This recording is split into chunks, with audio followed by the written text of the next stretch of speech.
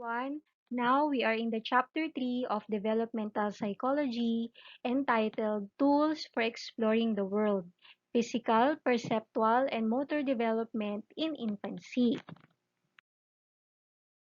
Okay, dito sa picture na to, makikita natin yung growth ng from the fetal stage to a newborn, to a child, and to adult.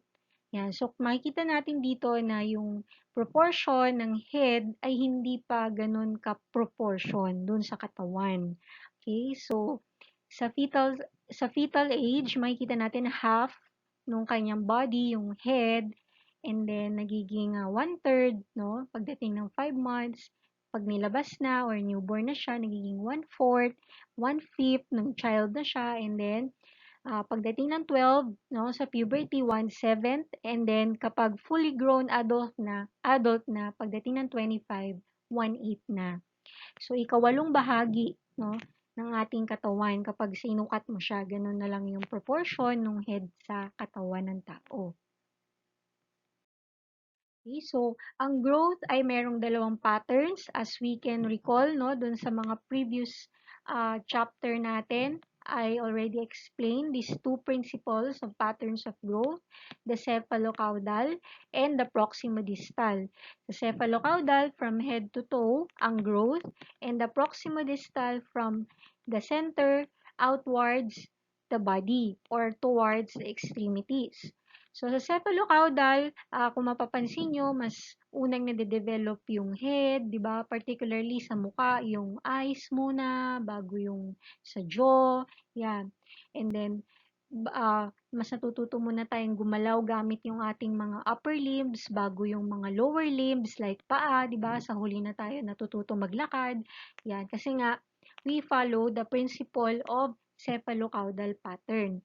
Sa proximodistal, syempre nauuna munang ma-develop yung mga center part of the body, like yung arms, bago yung hands, 'di ba? Pagdating sa grasping, sa gripping, 'di ba? Pag humawak tayo ng object, ang hawak natin ay ganito muna, gamit yung palm, no? Bago tayo matuto na gamitin yung mga daliri, 'yan sa pagsusulat. So ganun siya, proximodistal pattern. Okay. The average North American newborn is 20 inches long and weighs 7.5 pounds. But across culture, 95% of full-term newborns range in 18 to 22 inches long and weigh between 5.5 and 10 pounds. So, doon naglalaro yung ating height, yung, di ba, yung haba ng baby and yung kanyang timbang o weight. In the first several days of life, most newborns, they lose 5 to 7% of their body weight. Yan, kasi unti-unti nababawasan yung, syempre, yung excess fats, ganyan. Once they adjust to sucking, swallowing, and digesting, no, natuto na silang dumede, they grow rapidly, gaining an average of 5 to 6 ounces per week during the first month. Yan. And then they doubled their birth weight by the age of 4 months and nearly tripled it by first birthday. So they grow 1 inch per month during the first year and nag-slow down ito pagdating ng 2 years old. Yan. Pagdating ng 2 years old, they already reached the 1/5 of the adult weight, no? Yung timbang, 1/5. And then sa height naman, nearly half ng adult height na reach na niya nung siya ay 2 years old. So kung may mga kapatid kayo na 2 years old, you can now estimate, no, the approximate height that he or she will be able to attain when he turn adult, no. Pero approximate lang 'yon. So, nutritional needs and eating behavior, of course, from birth to 1 year, they triple their weight and increase their length by 50%, nearly half. But the nutritionists recommend that infants must consume approximately 50 calories per day for each pound they weigh. So, habang lumalaki, habang nagkakatimbang siya, kailangan nadadagdagan, no, yung kanyang calories. 50 calories for each pound they weigh. Scheduled feeding versus demand feeding. Pag sinabing scheduled, ibig sabihin nun ay meron kang oras ng pagpapadede. Ginagawa yan normally sa mga bagong panganak. Let's say, every 2 hours, kailangan mo siyang mapadede, no? So, kahit tulog siya, kung medyo lagpas na sa oras, kailangan mo siyang padidiin. And demand feeding, this refers to kung kailan lang, kung kailan siya umiyak at humingi ng dede. Yan. So, normally, nangyayari yan yung demand feeding kapag medyo malaki na yung infant. Siguro mga 1 year old, 2 years old, ganyan, 3 years old and up. Demand feeding na. Pero kapag newly born, scheduled feeding. So that's the same type of nutrition that makes us healthy. Adults also make young infants healthy? Of course not. Kasi sa growing infants, they need high calorie food, high energy. No, hindi siya pwedeng mag-keto diet. No, hindi siya pwedeng mag low calorie diet. No, kasi nga baby siya, so kailangan pa niyang mag-gain ng weight and become healthy. No, not like us adults, yon, pwede na yon. Pwede na tayong mag low calorie, low fat, yan. At kung ano-ano pang mga iba't ibang klase ng diet. Yan. So, sabi dito, French fries, the common vegetable, no? Or mashed potato, mashed squash, di ba? Or mashed carrot, anything na pwede nating i-mash, solid food na pwedeng kayang manguya ng isang infant, no? Ay pwede na niyang kainin. Siguro mga 4 months, 5 months, no? Yung iba 6 months ay pinapakain na ng solid food yung kanilang mga babies. Okay. So, the emerging nervous system. So, sabi natin, the brain is one of the most important part ng ating body, especially in the embryonic period. Ito yung unang nade-develop. Kasi nga parang ito yung pinaka-main switch ng lahat ng organs natin, the brain. So, kapag may defect ang ating brain, most probably na magkakaproblema tayo sa ibang parts ng ating katawan. So, let's take a look on the emerging nervous system of an infant. Yan. So, we can use ECG or the electroencephalography to view the brain, but not the brain itself, but only an image, no, yung brain activity inside. So, sa pamamagitan ng mga electrodes na nakikita natin dito na nakakabit sa scalp ng baby. So, yung brain waves galing dun sa brain activity inside the brain ay magta-travel dito sa mga electrodes na nakakabit yan sa isang monitor. So, makikita doon, no? Yung mga parang mga kuryente, yan. But of course, hindi wala tong kuryente, no? Makikita lang yung mga waves, yan, ng brain activity. So, according to the study of Bernier, Calkins, and Bell, 2016, sabi nila, yung higher quality ng mother-infant interaction, dun pa lang sa infancy can predict higher quality frontal lobe functioning. Ang frontal lobe ay exclusive for thinking, judgment, logical reasoning, intelligence, personality. So, ganun ka-importante daw, no, dito sa study na to, ganun ka-importante yung mother-infant interaction. So, kapag may kalidad, ibig sabihin, okay, no, magandang relasyon ng mother-infant, nape-predict niya yung magandang pag-develop ng quality ng frontal lobe. According dito sa study na to, na ginamit yung electroencephalography. Another one that can be used is the functional near-infrared spectroscopy or FNRIS. Yan. It uses very low levels of near-infrared light to monitor changes in blood oxygen to study infants' brain activity. So, mayan.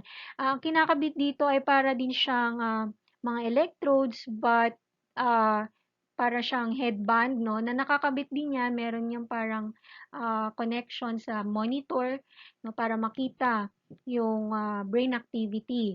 So this is a non-invasive and can assess infants as they move and explore their environment. So pwedeng gumalaw.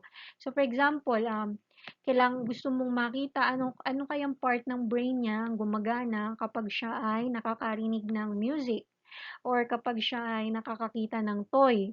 So makikita doon yung reaction, 'di ba, doon sa stimuli, magre-react yung kanyang eyes, dediretso sa kanyang occipital lobe, and then magta-transmit yung signal dun sa brain and then dun sa nakakabit dito sa kanyang ulo and makikita dun sa monitor kung anong brain activity yung nagaganap. Yan.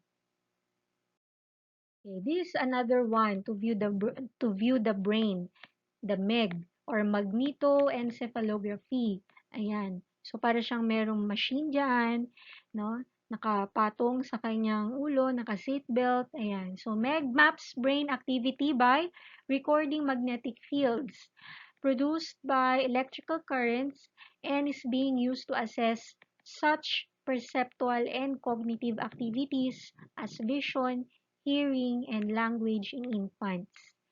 Yan. So the infant sit under the machine and when he or she experience a word, no, ba nakarinig siya ng salita or hinawakan siya or may nahawakan siya o may nakita siya or meron siyang inexpress na emotion, ba umiyak siya or tumawa siya, magki-create yon ng signal, magta-transmit no, through a neural impulse doon sa brain and mag-generate ng magnetic fields and makikita doon sa MEG yung location ng brain na affected nung ganoong klaseng response. Yan, magnetoencephalography. Okay, so ito yung four lobes. Ang ating brain ay, as we all know, we have two hemisphere, the left and the right. Actually, it's a myth to say na sabi nila kapag magaling ka raw sa logic, sa English, sa words, your left brain. Pag creative ka, painter, magaling sa arts, sa spatial intelligence, you're a right brain person. But it's a myth kasi yung left and right, they work together para makonect, magkaroon ng interaction between the left and the right brain. And of course, we do not forget one of the principles of growth and development, that development is plastic. No, meron tayong what we call brain plasticity. That's why kahit na magkaroon ng halimbawa maoperahan ka sa left hemisphere mo, merong part doon na tinanggal or merong part doon na let's say na that undergo surgery na affected yung isang functioning mo, makaka-recover naman. Kaya maka-recover. There are studies that says that we can recover kasi nga nagko-communicate, nagko-coordinate, nag-interact yung left and right hemisphere by means of the corpus callosum. Yun yung nasa gitna na nagko-connect dun sa dalawang hemisphere. Kaya kapag wala yun, malamang para kang isang katawan or isang body of person na magkaiba ang gustong gawin. Kasi hindi connected yung dalawang hemispheres mo. And in those two hemispheres, there are four lobes. So this is the frontal lobe, the parietal lobe, yung nasa bumbunan, occipital lobe, nandito sa bandang batok, sa may likod, the temporal lobe, malapit sa tenga. Ito yung frontal lobe. Yan, parietal lobe. Okay? Yan. So, let's see, ano ba yung mga function ng mga lobes na yan? So, for frontal lobe, ito yung pinakabagong nag-evolve sa atin bilang human beings. Kaya tayo ay nag-iisip, no? Because this frontal lobe is involved in decision making, judgment, initiative, inhibition, mood, intelligence, movement, reasoning, behavior, memory, personality, and planning. So, yung mga higher order thinking skills are functions of the frontal lobe. Kaya kapag nag-iisip ka, 'di ba, during exam, medyo sumasakit yung dito mo, 'di ba? Kasi nga dito ito yung gumagana, ito yung active no, kapag tayo ay nag-iisip. Yan. The temporal lobe naman, malapit dito sa tenga, kaya it is for the auditory processing. It is used for speech, behavior, memory also, hearing, vision, and emotions. Ayan. So this is particularly involved in auditory processing, the temporal lobe. Kaya kapag naririnig natin ang isang bagay, mas madali natin itong maalala o ma-recall. Kasi nga, it involves hearing, di ba? At malapit sa memory. And what else? Parietal lobe. Ito ang nasa bumbunan. Ayan. So, ito yung may kinalaman sa ating spatial sensory perception. Yan. Sensation.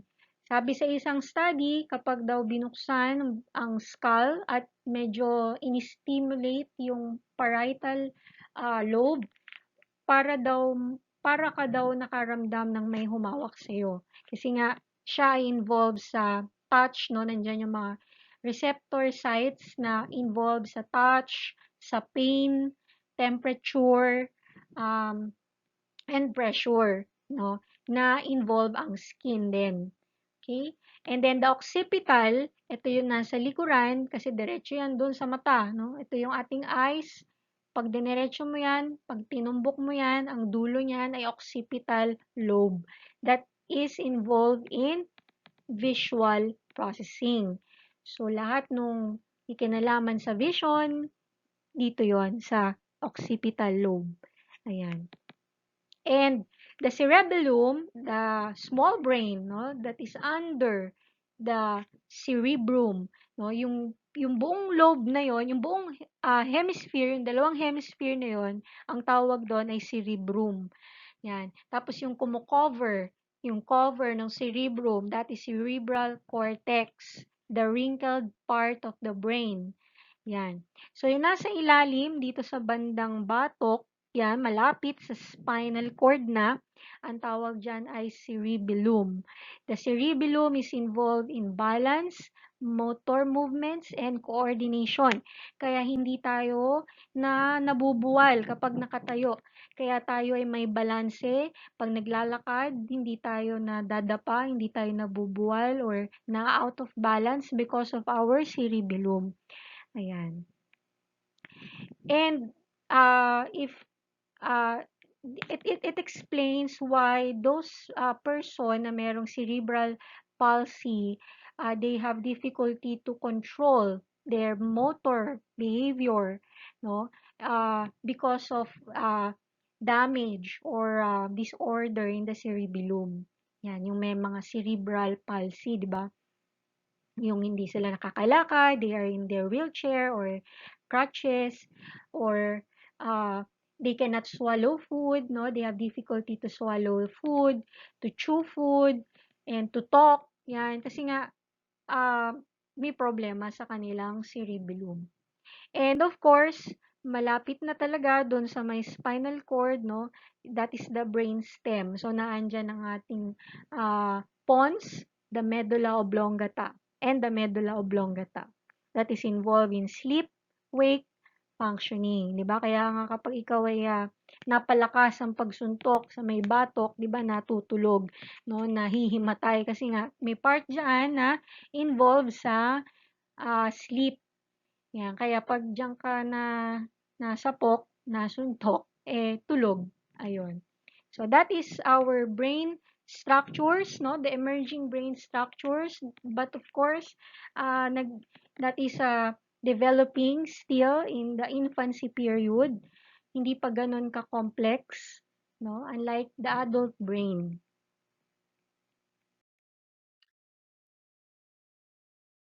Ayan. So, dito naman, ito, ayan, nasabi ko na to before. Yan, nauna ko pang nasabi. So, pinapakita dito sa picture yung dalawang hemisphere, di ba? The left and this is the right hemisphere. This is what I have said a while ago, the corpus callosum that connects the left and the right, no? So, sinasabi natin na yan ay, anong tawag doon?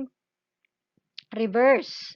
Reverse yung functioning. So, the right hemisphere controls the left side of our body, the left part, and the left side of our brain controls the right part of our body. So, taliwas siyang gano'n, no? Reverse. Opposite. Yan.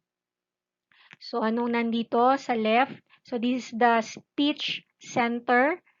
Ayan, sa hindi Gen Psych, no? Introduction to Psychology. Subject ninyo, I suppose na you've already learned what is the speech center of the brain. That is the Broca's area. That is involved in speaking and ayun, and production of speech, no? The Broca's area.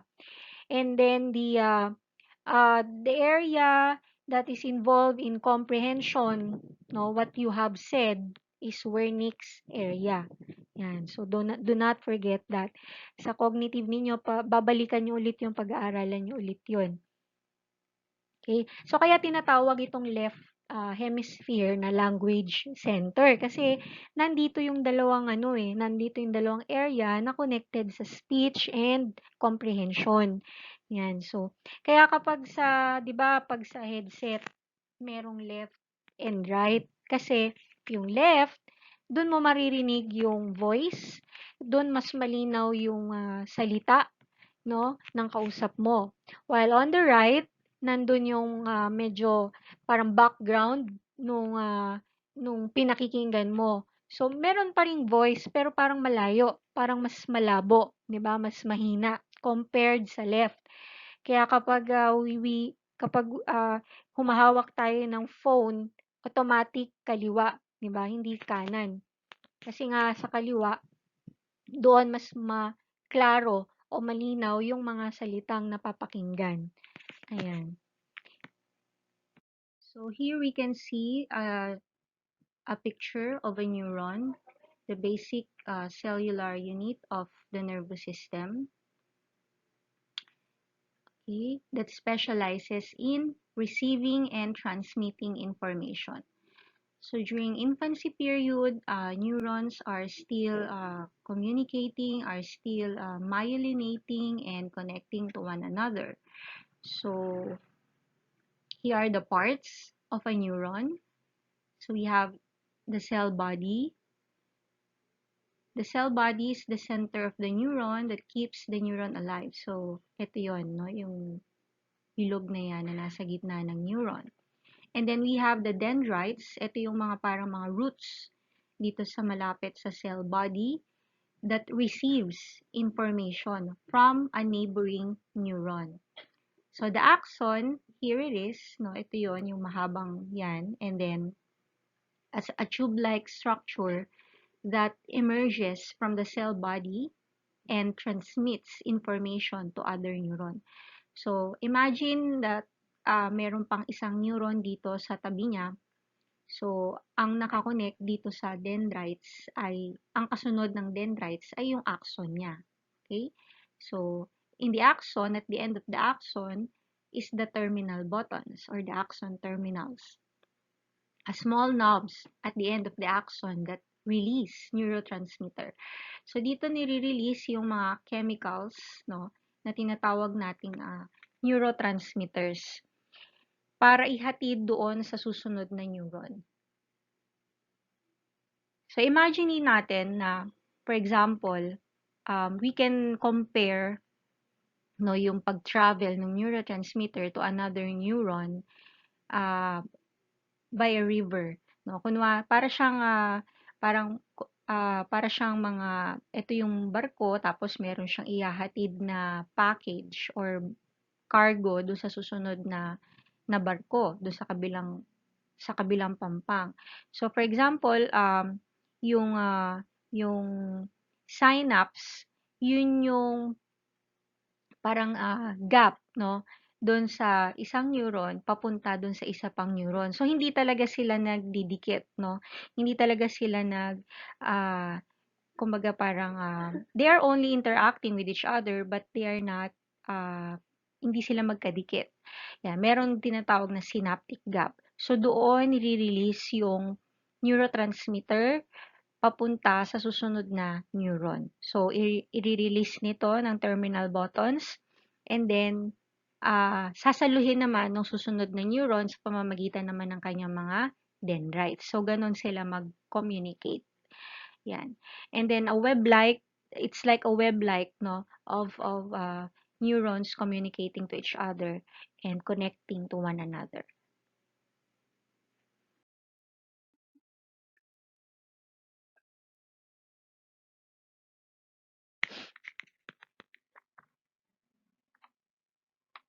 Okay, so emerging brain structures. The neural plate is the flat group of cells present in prenatal development that becomes the brain and spinal cord. So ito yung neural tube. Yan. Another term is neural plate. So 3 weeks after conception. Ayan. So production of neurons begin about 10 weeks after conception. And by 28 weeks, the developing brain has virtually all the neurons it will ever have. So, padami ng padami yung ating mga neurons as we grow older. Ayan. Neurons form at the rate of more than 4,000 per second. So, habang lumalaki, habang nade-develop yung baby, ay lalong dumadami yung kanyang neuron. So, the more na kumikilos, no, na natututo tayo ng mga skills, ng mga na nagagamit natin yung ating mga senses, the more na dumadami, the more na nagko-communicate, nagko-connect yung mga neurons natin.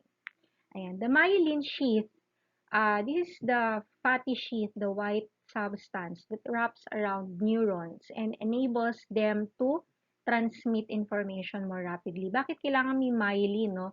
Kaya may tinatawag tayong myelination. Ibig sabihin, from the start, wala pang myelin sheath yung mga neurons. So therefore, ang myelin, it insulates the neuron para maging mas mabilis ito mag-travel or magpasa ng mga information. Kaya may myelin sheath. So parang yan yung parang energy, no, nung neurons natin. So just a preview, no, just a brief preview from the myelin sheath. If you can recall from your intro to psych, yung cerebral cortex is mostly ay gray. That's why it's called gray matter. Why? Because the neurons there are not myelinated. Kaya gray. Gray matter ang tawag. And then the inside of the cerebral cortex, most likely ito yung mga bumabalot na dun sa parts ng limbic system, nandun na yung mga amygdala, hippocampus, ayan. That part is called the white matter or the neurons there are myelinated, kaya white matter ang tawag doon.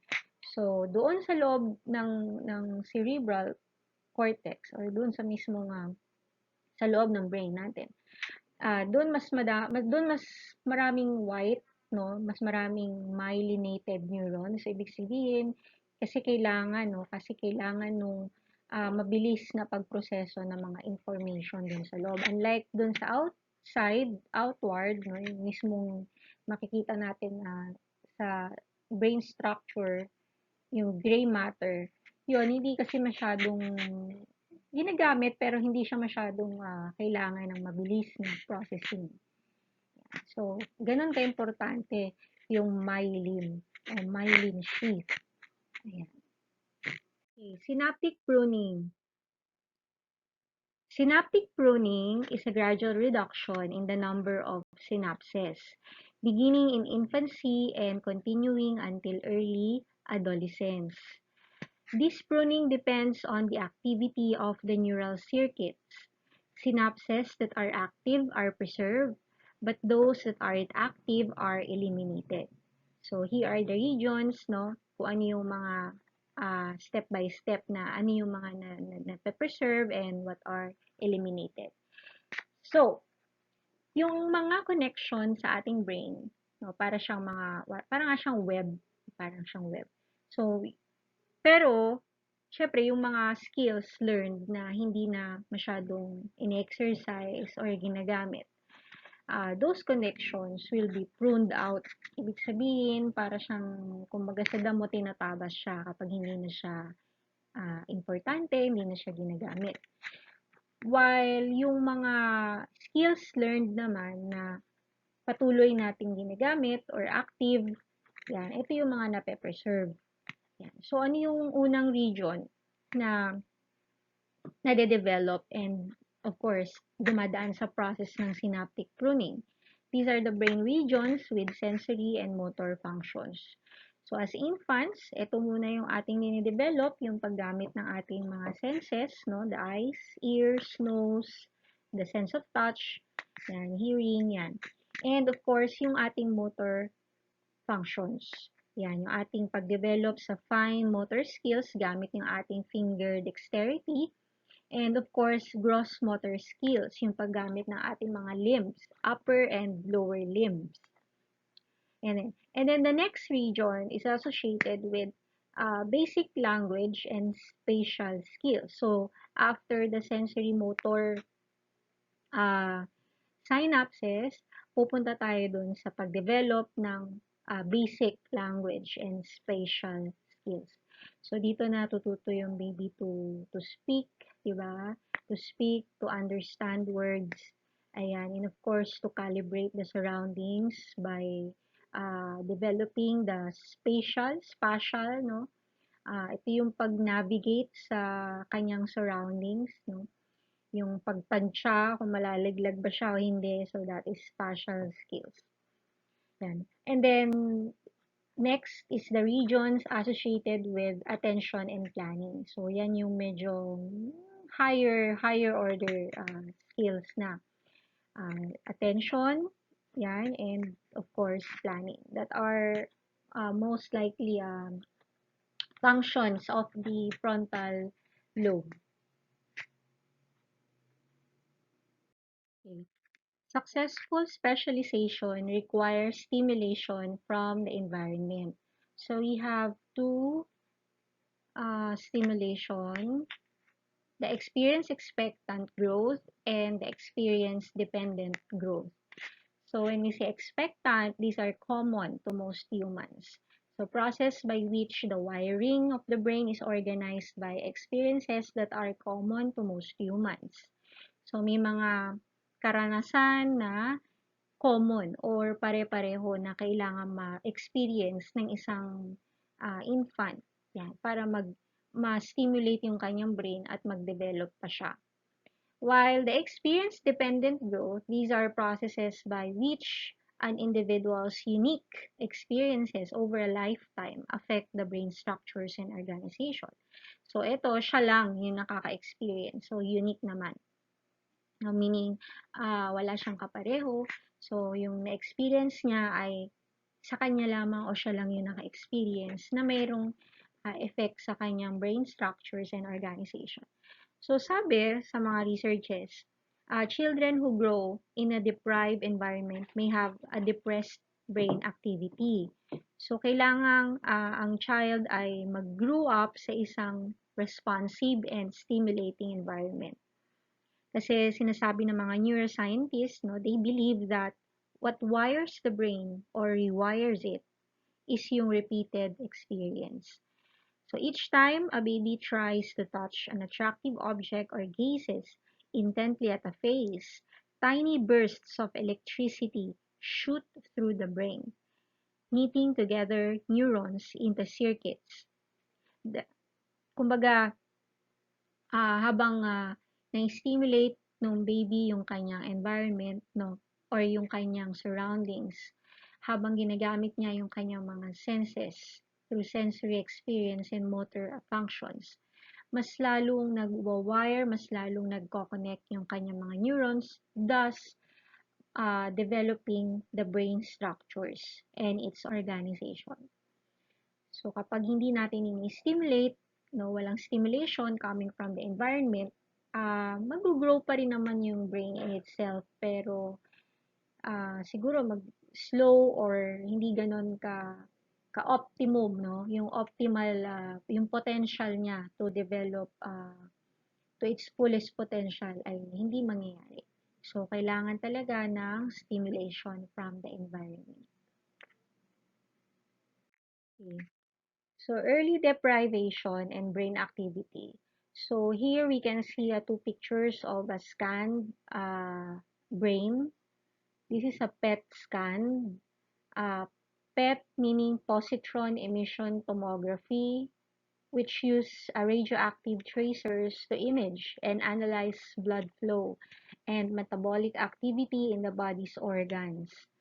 So these scans show the brains of, ito yung A, yung nasa left side, a typically developing child, and B, an institutionalized Romanian orphan who experienced substantial deprivation since birth. So, ito daw ay dalawang brain ng dalawang magkaibang bata. Yung isa, yung A, siguro ito may magulang, nasa isang pamilya, no, a developing child. Then, ito kasing edad niya rin pero walang family, isa siyang orphan, ulila, na nasa isang institution na hindi masyadong nakaka-experience ng stimulation from the environment. So in the PET scans, the highest to lowest brain activity is reflected in the colors of red, yellow, green, blue, and black, respectively. So as can be seen, red and yellow show up to a much greater degree in the PET scan of the typically developing child rather than the deprived Romanian orphan. So yung mga red, yellow, yan, mas makikita natin yung activity niya dito sa brain ng developing child o yung merong family, merong home, no, that stimulates his or her developing brain. While the Romanian orphan, mas makikita natin yung blue, no, lesser yung yellow, red, and green, yan. So, yan yung early deprivation and inactivity.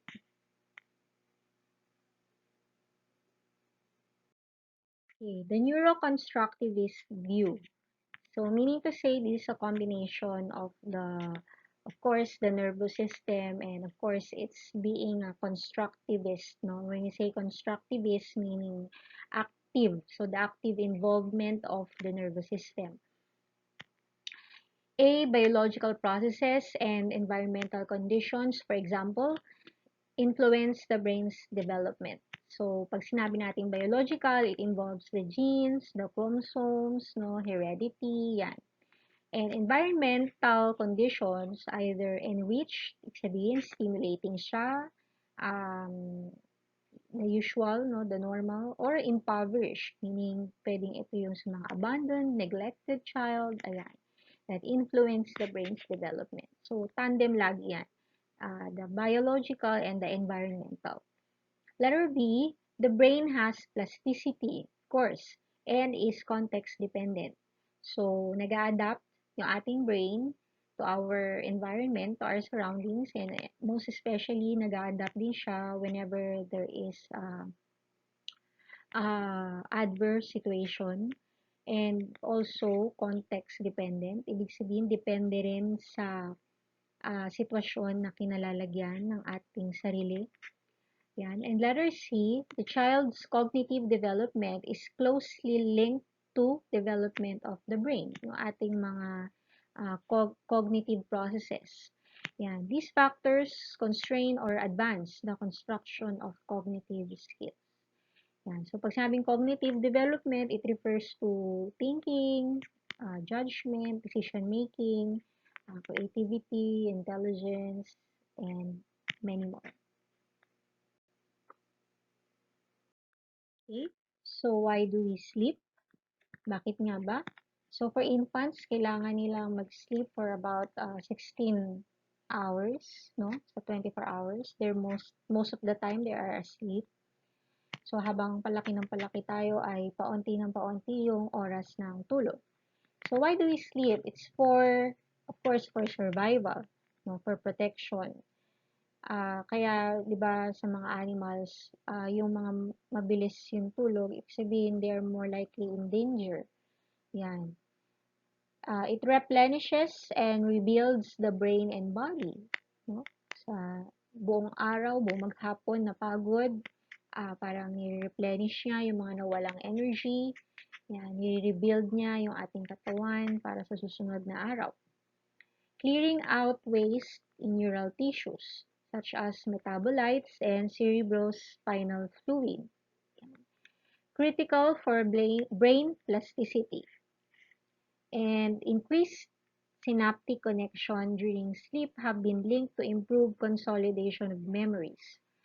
Why? Kasi merong study na sinasabi na yung part ng brain natin na may kinalaman sa memory, no, the hippocampus, it is used for the storing of new information. Dun daw ito nagtatrabaho tuwing tayo ay tulog. Yan. So, as we are asleep, the hippocampus transfer the encoded new information to long-term storage. Yan. Losing a few hours of sleep a night is related to negative effects on attention, reasoning, and decision making. So that's the reason why sometimes kapag hindi tayo nakatulog ng maayos or puyat ay kinabukasan parang tulala, diba? Parang nawawala sa, hindi na nawawala sa sarili, pero parang may mga bagay na nakakalimutan. Yan. Because, yun nga, related siya sa ating attention, di ba? Reasoning and decision making. So, it's very important to sleep. Okay, so infant sleep. So, they sleep from 10 hours to about 21 hours a day. Sleep sessions lasted approximately 3.5 hours during the first few months and increased to about 10.5 hours from 3 to 7 months. Yan. Kaya kapag bagong panganak, mas putol-putol yung tulog nila. No? So, 3.5, diba, 3 oras tulog, 2 oras dede, tapos tulog ulit, dede na naman. Yan. So, that's why prone pa tayo sa puyat, no, during this months. Infants 0 to 2 years of age slept on average of 12.8 hours out of the 24. Yan. So, yun yung parang total hours. So, within a range of 9.7 to 15.9 hours. Later bedtime and less sleep across a 24-hour period were linked to infants having more separation distress, greater inhibition, and higher anxiety and depression levels. So, sinasabi dito na kapag mas konti yung tulog, no, during the 24-hour period, more likely na sila yung mga infants na makakaranas ng separation distress, attachment issues, no, yung anxiety and depression, no, even in infancy, pwedeng maranasan yun kapag kulang sila sa tulog. Pero, yun nga, most likely naman ay sapat yung kanilang tulog. Bibihira naman yung hindi nakakatulog, no? Maliban na lang kung nasa isa sila environment na wherein hindi sila makakatulog ng maayos. Yeah. Higher level of maternal emotional availability at bedtime is associated with the lower level of infant distress at bedtime and longer infant sleep duration. So, sinasabi dito na kapag laging available, ibig sabihin nandyan sa kanyang tabi ang kanyang nanay, ay mas hindi nadidistress yung bata. So, mas makakatulog ng mahaba at maayos ang baby kapag alam niya na nasa tabi niya lang yung kanyang nanay. Yan. So, paano niya malalaman? No? Maybe, possible, no, yung kapag iyak siya, kailangan niya ng dede, ay nandyan agad yung kanyang nanay. And, of course, kapag yun nga, yung touch, no, yung visibility ng touch ay nandun. So, yun, isa rin yun sa mga parang signs na, nandito siya, available ang aking mother. Yan.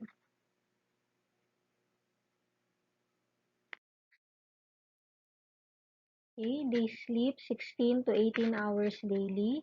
Newborns typically go through a cycle of wakefulness and sleep about every 4 hours. Ayan, nabanggit ko na yan. By 3 or 4 months, many babies sleep for 5 to 6 hours straight. And by 6 months, many are sleeping for 10 to 12 hours at night.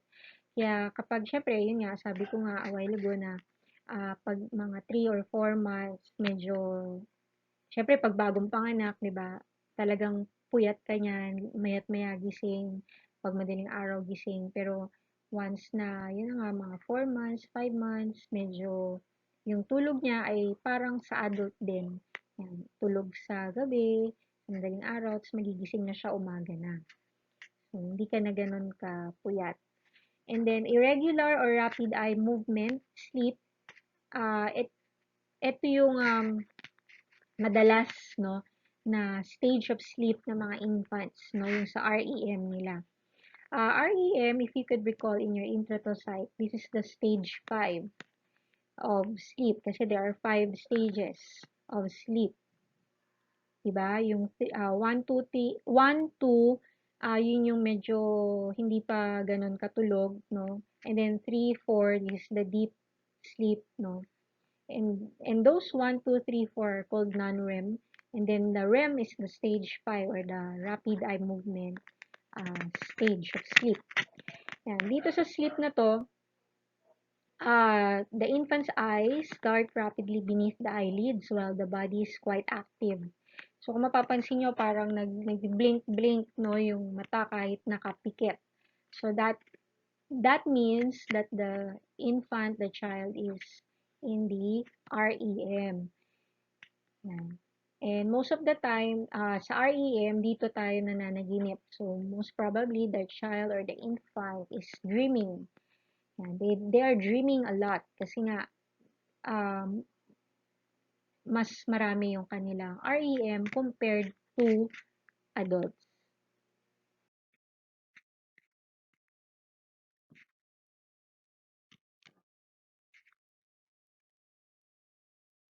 Yan, dito sa graph na makikita natin, no, yung dito sa baba yung kanilang edad, no, 1 to 15 days as newborn, and then 6 months, and then 12 months, 18 months, 2 years, 10 years, 20 years. So makikita nyo na mas madaming REM sleep yung nasa newborn hanggang 18 months. No? Even 2 years old, yan. Mas marami pa rin yung REM. While habang tayo ay lumalaki as children and adolescents, umuonte yung REM sleep. And then most of the time gising, no? Mas madami yung time na awake tayo compared sa newborn and infants. So, tinan nyo, makikita nyo dito na mas konti yung waking hours nila compared sa adult period. Yan. So, in REM, the eyes flutter beneath the closed lids, no? Yung parang nakikita nyo to eh, yung napikit-pikit na parang nadilat-dilat, yan. In non-REM, this type of eye movement does not occur and sleep is more quiet. Yan, sabihin nun non-REM. Kapag talagang pikit na pikit at walang kagalaw-galaw. So, nasa deep sleep sila. Kasi sa REM, although stage 5 siya, pero pwedeng, anytime kasi pwedeng magising. No? Medyo nasa mababaw na stage na siya, yung REM. The large amount of REM sleep may provide infants with added self-stimulation since they spend less time awake than do older children. So REM sleep also might promote the brain's development in infancy. Yan. So, meron siyang good effect sa ating brain.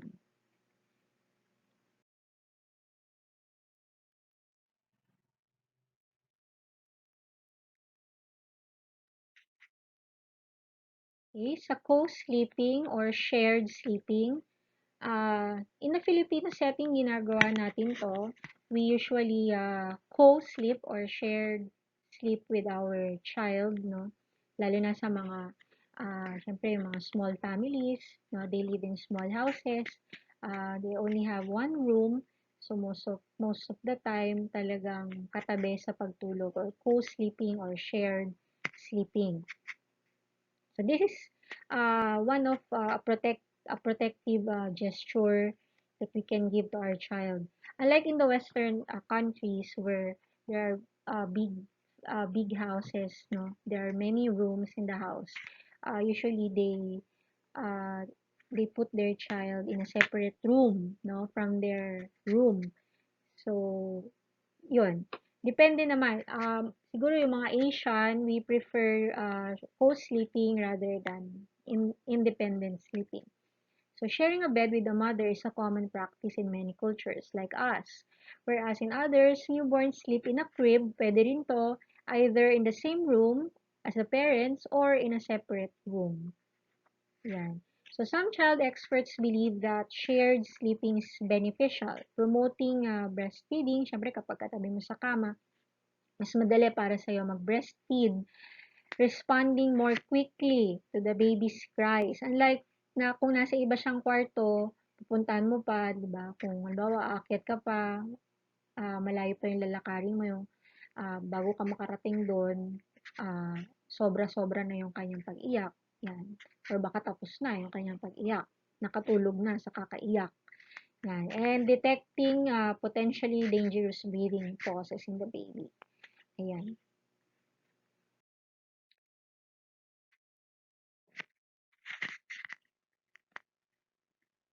Okay, sudden infant death syndrome or SIDS.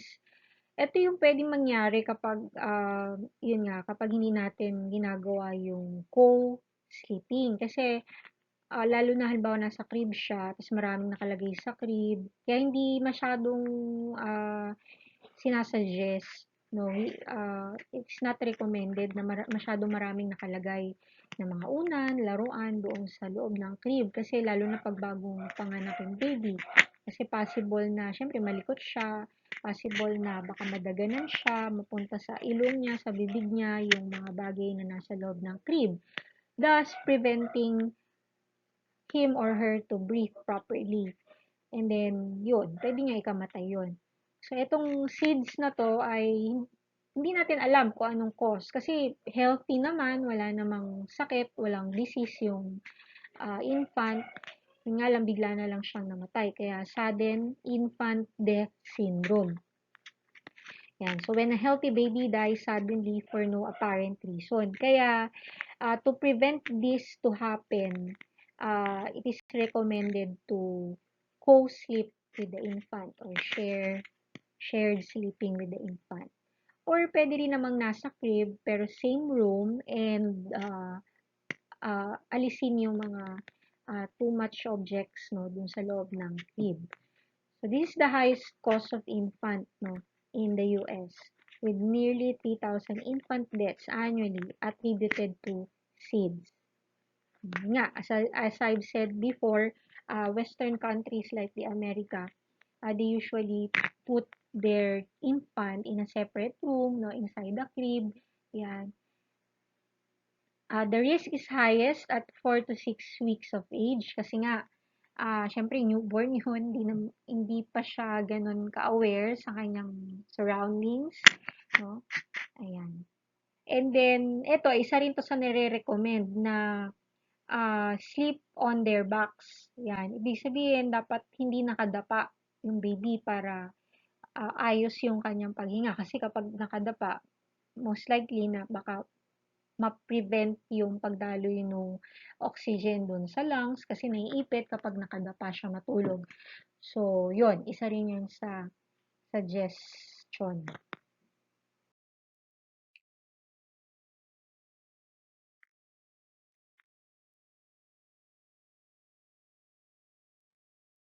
Ayan. So, ito yung mga tips, no? A baby safe sleep environment. So, as you can see in the picture, di ba, wala masyadong nakalagay, just the mattress, and the baby, no? And then, yung clothing niya, no? Mapapansin nyo na very comfortable, yan. So, one, always place the baby on back for naps and at night. So, yun nga, wag siyang padadapain, Yan. No smoking around the baby. Baby sleeps alone. Okay? Mag-isa lang siya. Crib empty of toys and loose beddings. Crib next to adult's bed for first 6 months. So, ito mas recommended talaga na sa unang 6 na buwan, sana katabi or malapit. Hindi malayo. Wag mo nang ilipat ng ibang kwarto, malayo sa nanay niya or sa someone, the primary caregiver. Firm crib mattress, tight-fitting sheet. Kasi kapag loose, possible na baka mapunta sa kanya yung sheet, no, sa mukha niya, hindi siya makahinga. Baby's face uncovered. Baby in light clothing, not too hot. And share this information with anyone who may care for your kid. Okay, so these are the guidelines for encouraging children to be more open-minded about foods. Because this is also the time that there are children who are picky eaters, no, yung mga masyado mapili, hindi sila mahilig kumain, dede lang, gatas lang ang gusto, at meron din namang magana kumain ng mga babies. So when possible, allow children to choose among different healthy foods. Huwag natin ipilit kung ayaw niya nung something na hindi niya gusto. Allow children to eat foods in any order they want. For example, almusal pero gusto nilang kumain ng something na pang lunch or pang dinner. So why not, no? Or pwedeng nasa lunchtime or dinner time pero gusto nilang kumain ng food na kinakain tuwing breakfast. Like cereal or lugaw, no? So pwede naman yun. So in any order they want. Or maybe sa menu, di ba, there is yung course meal and then dessert, no? Kung gusto nila unahin yung dessert, okay lang. And then later yung kanin, yung ulam. Yan. So in any order they want. Offer children new foods at a time and in small amounts. So huwag na masyado madami na buong plato. Ganun kadami yung laman.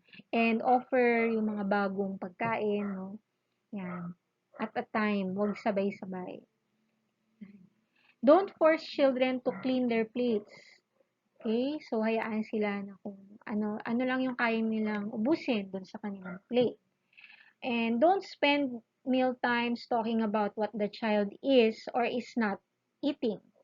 Instead, talk about other topics that interest the child. So, dito, wag kakausapin yung bata na, like for example, ito lagi natin naririnig, di mo ba alam maraming nagugutom ngayon, ganyan. So, hindi nila maintindihan pa yon. So, lalong hindi nila kakainin yung food nila kapag ganun yung mga sinasabi. So, why not sabayan ng kwento, halimbawa, storytelling, ganyan. Yan, mga pambatang kwento ba? Pambatang pakikipag-usap, yan. Sometimes kasi we talk to them parang as adults eh. Pero yon, it's not like that. And and the last, never use food to reward or punish children. Yan. Why? Kasi pwede itong pagmulan o pagsimulan ng disorder later. When they grow old, tatatak kasi to. They will be conditioned that the food is something rewarding or either a punishment. So, most likely, probably, no, possible na it will lead to an eating disorder. So, never use food to reward or punish children.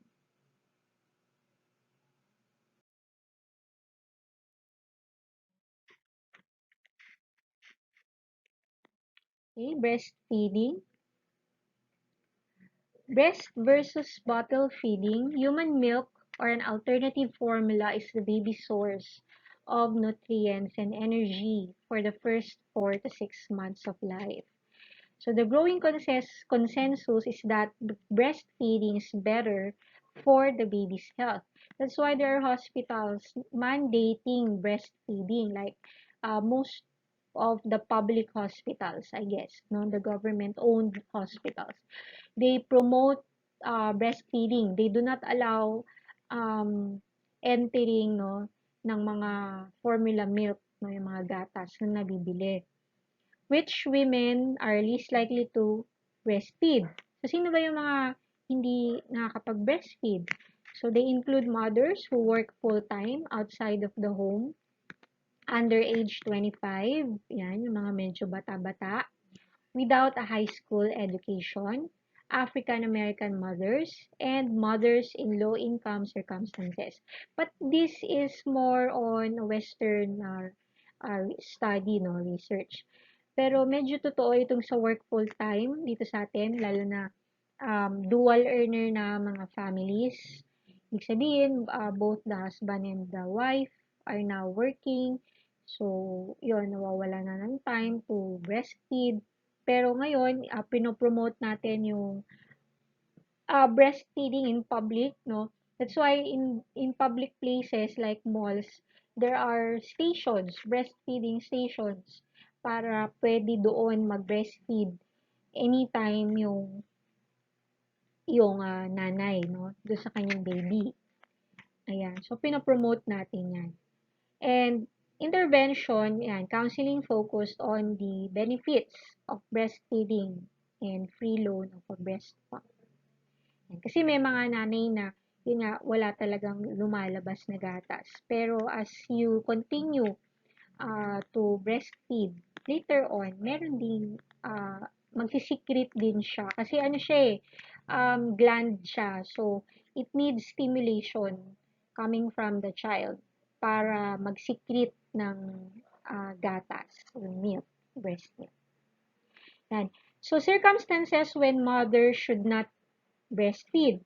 Ito talaga hindi pwede kasi tulad nito, when a mother is infected with AIDS or some other infectious disease, it can be distributed or transmitted through her milk. So, hindi po pwedeng mag-breastfeed yung isang nanay na merong AIDS or other infectious diseases. Hindi rin pwede yung merong active na tuberculosis or TB. And if you are taking any drug that may not be safe for the baby. No, kung nagtitake ka ng antibiotics, ayan, hindi yan po pwede. So, you should also eat nutritious foods, no, vitamins, para sa pagbe-breastfeeding.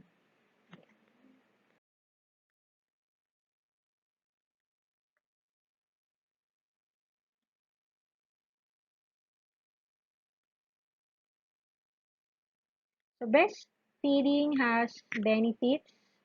So, let's take a look. Appropriate weight gain and lowered risk of childhood obesity. Ayan. So, mas na-prevent niya yung sobrang pagtaba. Yung sakto lang. Ewan ko kung napapansin nyo, kasi may mga baby na, di ba, malaking bulas, hindi siya mataba pero siksik. Yeah, kasi nga dahil yun sa breast milk. Meron kasi mataba pero parang malambot, no? Masyadong parang saggy, ganun. Ito, yung matigas yung kanina mga kalamnan. Ah, malaman sila. Yan. They have fewer allergies. Yan. Siyempre, kasi kapag formula milk, mas prone sa allergy. Prevention or reduction of diarrhea. Yan. Kasi may mga formula milk na nakakapagpatae. Yan. Respiratory infections, nape-prevent yan, such as pneumonia and bronchitis. Bacterial and urinary tract infections and otitis media or yung nasa middle ear infection. Yan. So, yan yung mga nape-prevent or nare-reduce kapag breastfeeding. Denser bones, o di ba? So, mas okay ang bones, mas matibay sa childhood and adulthood kapag breastfed ang bata. Reduced childhood cancer and reduced incidence of breast cancer sa mothers and their female offspring. So, mas naiiwasan yung pag-develop ng cancer, both for the mother and the child. And yung breastfeeding, nakakapag-ano din siya. So, para siyang, ano to, yung child, ano yun? Yung nape-prevent niya yung maagang, yung sunod na pagbubuntis, yon. Kasi pag nagbe-breastfeeding, para siyang, ano, yun nga, na nape-prevent niya yung pag-conceive ulit ng child. and lower incidence of SIDS, improve neurological and cognitive development, and improve visual acuity. Visual acuity meaning yung paglinaw ng mata. Ayan, so mas malinaw yung mata, no, mas nag-i-improve yung paglinaw ng mata ng mga babies na breastfed. Okay, so being malnourished is being small for one's age because of inadequate nutrition. So worldwide, about 1 in 4 children under age 5 is malnourished, as indicated by being small for their age, according to UNICEF 2006. Lalo na ngayon, no, marami na, as we get poorer, no, yung mga countries na developing, marami tayong mga malnourished children. So when we do not provide the proper nourishment for our child, for our children, more likely na pwede sila maging malnourished. So these are the two kinds, no, but not limited to these two malnourishments. So marasmus, a wasting away of body tissues in the infant's first year caused by severe protein-calorie deficiency. Kasi nga, bata, no? Pag bata, kailangan mas madaming kainin, yung mga high-calorie foods, protein foods, ayan, like meat, poultry, eggs, yan, gatas, no? So, kapag nade-deprive sila sa protein and high-calorie foods, ito yung nangyayari. Yan. So, pumapayat ng gusto. Parang butot balat na siya. So, that is called marasmus. Another kind of malnourishment is the kwashiorkor, a condition caused by a deficiency in protein in which the child's abdomen and feet become swollen with water. Usually appears between 1 to 3 years of age. So ito, compared kanina sa marasmus, swollen or namamaga yung kanilang tiyan. No, malaki yung kanilang tiyan compared sa normal children with normal weight. So sila, kaya namaga or malaki yung tiyan at paa ay dahil sa tubig. Ayan. So dahil ganun din, protein deficiency din, kulang sila sa protina na it can be found in meat, poultry, no, and milk. Yan. Sa kwashiorkor. Okay, now let's go to another topic, the moving and grasping early motor skills. So according to the dynamic systems theory, a theory that views motor development as involving many distinct skills that are organized and reorganized over time to meet specific needs. So this is a theory according to Esther Pellen. So sabi niya, to develop motor skills, infants must perceive something in the environment that motivates them to act and use their perceptions to fine-tune their movements. Motor skills assist infants in reaching their goals. So in short, para siyang cycle. Kailangan meron mo nang ma-perceive. So bago may ma-perceive, kailangan meron mo ng sensory experience. No, kailangan may makita, marinig, mahawakan, maamoy ang isang bata sa kanyang environment. No, kailangan niya ma-perceive 'yon. And in order for her or him to motivate to act, 'di ba? Kasi halimbawa may nakita siyang toy. Oh, may na-perceive siyang toy. Oh, that's a toy. That's a Barbie or a car, toy. A toy car. So, gusto kong makuha yon. Gusto kong mahawakan yon. So, that will be a motivator for him to act and use that perception na nakita niya yung toy car para makaisip siya anong gagawin niyang aksyon para makuha yung toy car. So, that is dynamic systems. Kumbaga, kailangan niya munang ma-perceive sa kanyang surrounding, yung object, na gusto niyang makuha at paano niya gagawin, paano niya makukuha yon. So, kailangan involve yung iba't ibang motor functions niya like yung hands niya, yung finger, kailangan matansya niya gaano kalayo yung object para maabot niya yung object. Ayan. So, in short, yung ating motor skills will help us to reach our goals. Yan. So, syempre, concrete goals pa yung sa infant.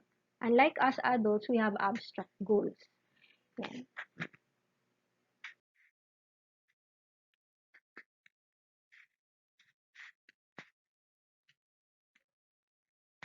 Okay, reflexes. These are unlearned responses triggered by specific stimulation. So, dito nag-start lahat ng ating motor functions. So, bakit nga ba may reflexes? Para saan to? So, it paved the way for newborns to get nutrients they need to grow.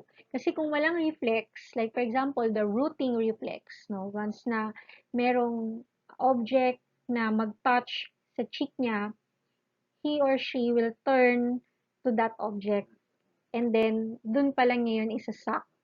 So, kailangan niya yung rooting reflex para makakuha ng nutrients or else hindi siya matututong kapag walang rooting, wala ring sucking and wala ring swallowing. So, ganun. Pangalawa, it protects us from danger in the environment. Like for example, the blinking. No? Kaya tayo nagbi-blink para ma-protect tayo from dust. Diba? Para ma-protect tayo sa mga small particles na nasa air or nasa wind. Diba? So, kailangan yon to protect us from danger. And foundation for larger voluntary patterns of motor activity. Like for example, yung stepping reflex. Kailangan yon in order for us to walk. Kasi hindi naman agad mag-walk o maglalakad yung bata. Kailangan matutunan niya muna yung stepping. No? Kailangan mailapat niya yung sole ng kanyang feet on the ground, on the surface. Yan. So, yun ay foundation for a larger voluntary patterns of motor activity. Kasi, ang mga reflexes, these are involuntary. Hindi natin ito sinasadya. These are unconscious, these are unlearned, no? Pero triggered by specific stimulation. Okay, these are some of the major reflexes found in newborns. So we have the Babinski, the blink reflex, and the Moro reflex. So Babinski, this responds when a baby's toes fan out when the sole of the foot is stroked from heel to toe. So perhaps a remnant of evolution. So it happens or it disappears during the 8 to 12 months. So ito yung kapag yung talampakan ng baby ay medyo in-stroke mo and then yung kanyang toes ay gaganon siya, mag-fan out, no? Yan, ibig sabihin parang nakikiliti, yan, parang gaganon, then gaganon siya. Yan, ibig sabihin nun, okay yung kanyang nervous system, no, alive and kicking yung baby when the Babinski reflex happens. Ngayon, wala na tayong Babinski, no? Ayan, sa baby lang yan. So, kapag 12 months na, nawawala na siya unti-unti. The blinking reflex. This is permanent. Yan, meron pa rin tayo niyan. It's not individual to a baby. Ayan. A baby's eyes close in response to bright light, di ba? Kapag bagong bukas ang ilaw or loud noise. Yan, we blink. It protects the eyes. The more reflex or startle reflex. A baby throws its arms out and then inward as if embracing in response to loud noise or when its head falls. Yan. Nawawala ito during 6 months and it may help a baby cling to its mother. Yan. So, kapag medyo yung niloloko natin na bibitawan yan, so parang nag-spread out yung kanyang arms, napapaganon siya. Yan. That is Moro or startle reflex.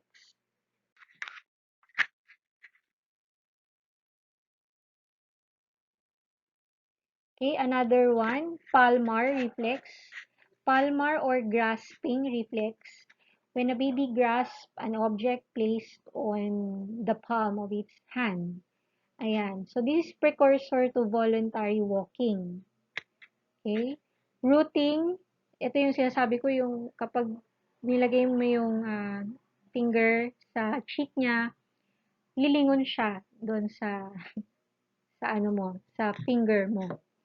Ayan. So, yun yung minsan niloloko natin, di ba? Nilalagay natin ganyan para lumingon. So, medyo nandoon pa rin, pero hindi na siya reflex. Ayan. It helps a baby find the nipple. Stepping, a baby who is held upright by an adult and is then moved forward begins to step rhythmically. Yan. So, once na binuhat mong ganun yung baby, yung paa niya, itatapak niya, gaganon-ganon siya sa surface. So, that is also a precursor to voluntary walking. And then, sucking, a baby sucks when an object is placed on its mouth. So, this is a precursor in eating and swallowing. Ayan. Sucking reflex. Alright. So, this is a example of a startle or more reflex. Ayan. So, kapag parang malalaglag, no, yung kunwari lang naman, na nilaglag mo yung ulo niya, automatic ito throw niya yung kanyang arms outward. Yan, moro or startle reflex. Another example is the grasping or palmar reflex. Ayan. So, ito lagi natin itong ginagawa, no? Yun pala yung tawag doon, grasping or palmar reflex. Yan. So, yung ating finger, pwedeng thumb, di ba? So, parang ipapahawakan natin sa kanya. So, meron na kagad siyang grasping or palmar reflex. Yan. Kailangan yan para sa fine and gross motor skills. Okay, so these are the terms. Okay, motor skills are coordinated movements of the muscles and limbs. So, yan. Di ba? Perceptual motor. Yun yung pinaka-topic natin dito sa presentation na to. So, motor, it involves the movement ng ating mga muscles at ng ating mga limbs. No? Limbs. Ibig sabihin na yung arms, yung legs, yan, hands, and feet. Yan, motor skills. Locomotion, ibig sabihin ng locomote is the ability to move around the world. So, kung ang baby, ang bagong panganak, nakahiga lang, so unti-unti natututo tayong mag-locomote or to move, no? Sa pamamagitan ng pag-develop ng ating motor skills.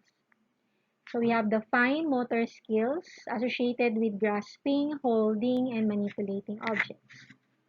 Toddling, ito yung early and steady form of walking done by infants. Kaya ang tawag sa kanila ay toddler, no? Yung mga 2 years old to 3 years old, they're called toddlers kasi nag-uumpisa pa lang silang mag-toddling or mag-walk, no? Yung mga small steps. Yan. Okay. So, the role of experience in crawling and walking infants' judgments of whether to go down a slope. So, according to Karen Adolph, she found out that the locomotor experience rather than age was the primary predictor of responding on slopes of varying steepness. So, sabi niya, wala daw sa edad, kundi doon sa experience natin, doon sa pag-move or pag-locomote. Kung madadapa ba siya o kung hindi siya madadapa doon sa mga slope na daanan. Pag sinabi kasing slope, ito yung mga pababa. Di ba kapag pababa, mas mapapabilis yung paglalakad. Yan. So, newly crawling and walking infants could not judge the safety of the various slopes. So, magkaiba kasi yung gumagapang pa lang at doon sa marunong na maglakad. Hindi porke nalaman mo na yung skills doon sa paggapang, alam mo na rin doon sa pag-walk. So, maaari ka pa rin madisgrasya sa walking kahit na experience mo na yon or na-overcome mo na yung mistake mo nung naggumagapang ka pa lang. So, with experience, they learn to avoid slopes where they would fall. Yan. So, when expert crawlers, no, halimbawa, gumagapang ka pa lang, pero hindi na nga, na-overcome mo na yung mga mistakes mo. Kumbaga, expert ka na sa paggapang. Hindi ibig sabihin na magiging expert walker ka din. So, pag naglalakad na, pwedeng ma-encounter mo ulit the same mistake that you had when you were a crawler. Okay? So, even though they have judged the same slope accurately when crawling, you can still fall down or you can still make the same mistake again. So, Adolf referred to this as the specificity of learning because it does not transfer. No, hindi natatransfer kung ano yung natutunan mo from the crawling to walking. Because they are different set of skills, di ba? Parang kung matatandaan nyo dun sa introduction natin, yung qualitative. Di ba? Although, nandun ka na sa sunod na stage, pero magkaiba kasi yung kalidad ng skill na dapat mong matutunan sa walking from crawling. Yan. So, yan ay according sa, of course, sa study ni Karen Adolf. Okay, so here we can see the milestones in gross motor development. So, milestones meaning ito yung mga supposed to be na-develop na skills, no? With regards to age. So, yung age dito, yung nasa baba, ay months. So, yan. During the 1 month, dapat nalilift na yung head. Or, yun nga, no, naaangat na niya. Pag nakadapa siya, naaangat na niya yung ulo niya. And then, ito na, 2, 3, 4, chest up, uses arms for support. 5 or 4.5, roll over. And then 6, support some weight with legs. Sat without support, mga 7, 8 months. 9, 10, stand with support. Full self to stand. And then 10, 11, 12, hanggang 13 months. So mga 1 year and 1 month na siya. The baby now begins to walk using furniture for support. And then 14 months to 15, 16, walk alone easily. Ayan. I have a nephew, no? 2 years old na siya. So, he is now an expert walker na. And of course, an expert crawler din, no? Okay. So, natakbo na nga eh. Yan. He's running na. Yan. Kasi 2 years old na. 24 months na. Okay, the fine motor skills that involve more finely tuned movements, kaya fine, using the fingers. So, finger dexterity. Kaya, importante yung mga activities na mas madidevelop yung kanilang finger dexterity. No? Kahit nga yung simpleng, halimbawa, pag-ikot ng takip ng bote, no, yung mga bottled water, yun, gamit yung fingers. Using pencils to draw, to color, yan. So, yan yung mga activity na, yan, puzzles, di ba? Activities na makakatulong sa pag-develop ng fine motor skills. Okay, so in assessing the newborn, this is the famous Apgar scale that is used by nurses sa hospital once na ipanganak na yung baby. So, tinitingnan dito sa scale na to, ina-assess yung health ng newborns at 1 and 5 minutes after birth. It evaluates the infant's heart rate, the respiratory effort, yung paghinga niya, the muscle tone, the body color, and the reflex irritability. So, tinitingnan yan, ini-scorean yan. So, halimbawa, walang heart rate, so, lalagyan natin ng 0. Kung slow naman, less 100 beats per minute, 1. And then, kung fast, 100 to 140 beats per minute, 2. Respiratory effort, halimbawa, walang breathing for more than 1 minute, so 0. Irregular and slow, 1. Good breathing with normal crying, 2. Yan, and so on and so forth, no? Ganun din sa muscle tone, And body color, 'di ba kapag blue and pale, yan, 0 yan, dapat pinkish. And then sa reflex, dapat merong paggalaw, movement. Yan, kapag in-stroke mo, meron na dapat yung sa Babinski, yan. And then also yung crying, importante rin yun. Para malaman na ang baby ay buhay, alive, and kicking. Ayan. So, depende. Kapag ang score ay, ilan yan? 1, 2, 3, 4, 5. 2 times 5 is 10 is the highest. So, 7 yung normal. So, 6, 5, yan, medyo moderate, medyo delikado. Pero, depende, 50-50. Pero kapag below 5 na, or 5 below, um, yun. So, more likely na baka hindi siya mabuhay ng mas matagal. So, eventually, ayun. So, pwedeng ma-disease yung newborn. Used to assess the newborn is the Neonatal Behavioral Assessment Scale or the NBAS. Yan. Ginagamit to 2 months old, newborns to 2 months old. Yung kanina kasi parang minutes lang, di ba? To provide a detailed portrait of the baby's behavioral repertoire. The scale includes 28 behavioral items along with the 18 items that test reflexes. The baby's performance is used to evaluate the functioning of the 4 systems. The autonomic, no, that control the body functions such as the breathing and temperature regulation, the motor or the control body movements and activity level, state, no, either awake or asleep, and the social, the interaction with people. Ayan. So, crying and smiling. So, the newborn state, marami yan. We have 4. Alert, inactivity. So, the baby is calm with eyes open and attentive. The baby seems to be deliberately inspecting the environment. So, gising ang baby pero nakatitig lang siya. Ayan, di siya masyadong minimal lang yung paggalaw niya. Waking activity, the baby's eyes are open but they seem unfocused.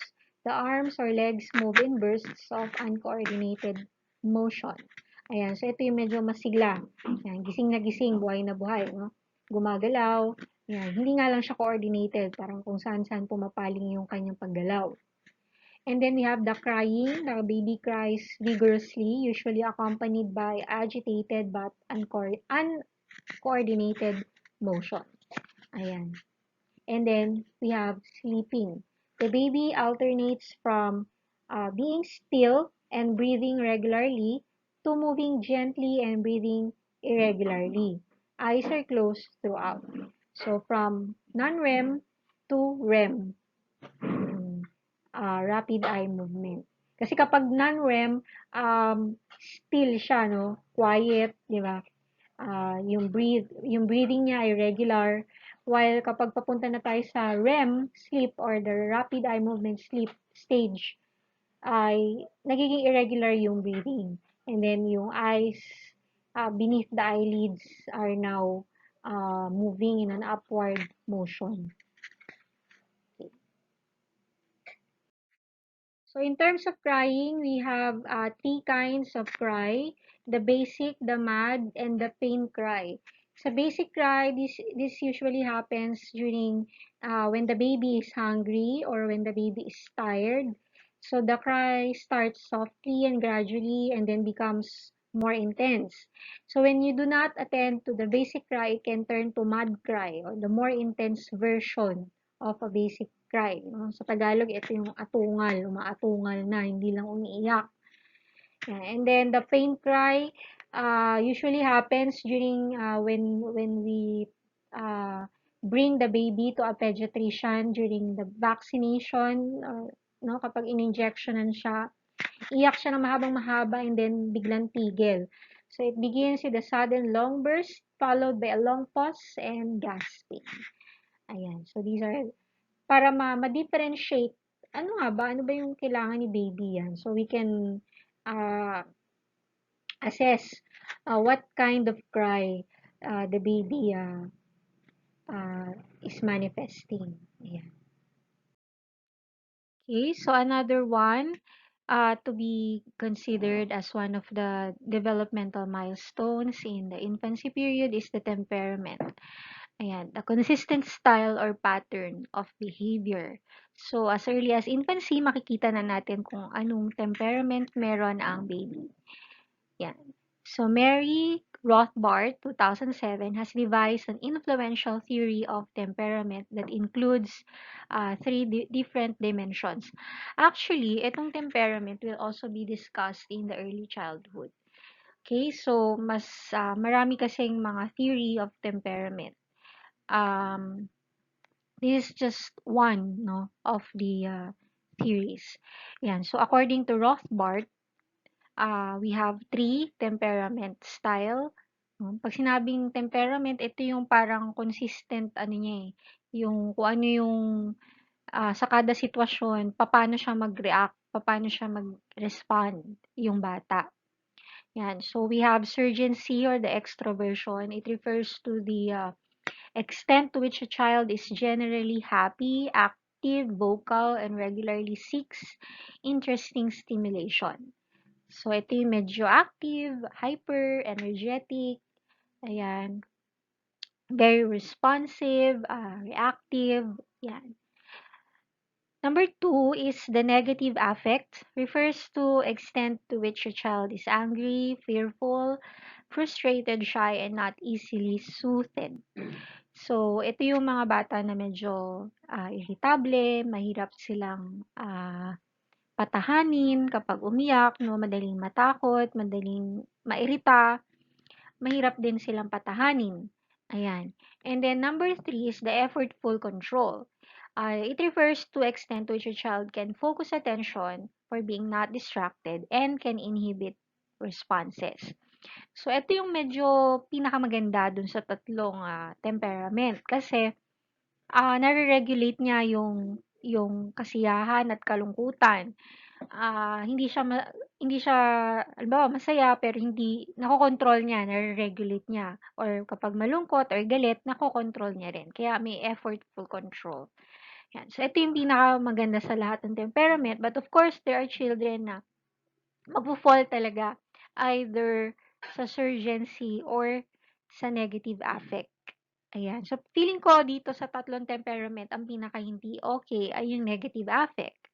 No? Sila yung medyo mahirap patahanin, irritable, at yun nga, negative affect. Ayan. So, temperament. Okay, so coming to know the world or perception. The experiences of the first 3 years of life are almost entirely lost to us. And when we attempt to enter into a small child's world, we come as foreigners who have forgotten the landscape and no longer speak the native tongue. So ano nga ba ang mundo sa paningin ng mga bata? So tingnan natin kung paano view or tinitingnan according to their perspective, no, ng mga bata ang world. Okay, so perception and sensation are two things that we cannot separate from each other. So when we say sensation, it is the product of the interaction between the information and the sensory receptors in the eyes, ears, tongue, nostrils, and skin. And then the perception are the process by which the brain receives, selects, modifies, and organizes incoming nerve impulses that are the result of physical stimulation. So, yan yung dalawang process, no? During infancy that needed to be developed.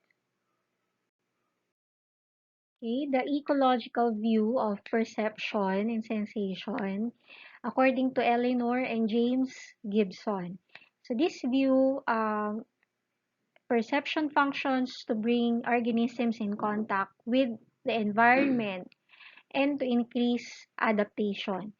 This view is called ecological because it connects perceptual capabilities to information available in the world of the perceiver. In the Gibson's view, objects have affordances which are opportunities for interaction offered by objects that fit within our capabilities to perform activities. Infants coupled perception and action to make a decision about what to do in their environment. So dito sinasabi sa ecological view na to ni Eleanor and James Gibson na yung environment ay nagbibigay din, no? Hindi lang, kumbaga tandem, yung ating perception, yung ating pag-intindi, no? How we make sense of the environment and the environment itself. Tandem yun para para mas maintindihan natin yung kung ano yung gagawin natin sa environment natin. Kung ano yung magiging action natin, no? Ano yung gagawin natin to kung ano yung goal, no? Kung ano ba yung parang ano yung ating desired goal dun sa environment. So, tandem yung ating perception, how we make sense of the environment and the environment itself. So, sa environment, may mga objects. Yung mga objects na nasa paligid ay nagbibigay ng opportunity for interaction o yung tinatawag na affordances. For example, yung isang bagay ay meron siyang parang sinasuggest, ano bang dapat mong gawin sa akin? Parang ano ang aking mga functions? Ano ang aking use? Yun. So, nagsasuggest yung bagay ng affordances sa kung ano yung kaya din natin gawin dun sa bagay na yun. No? For example, kaldero.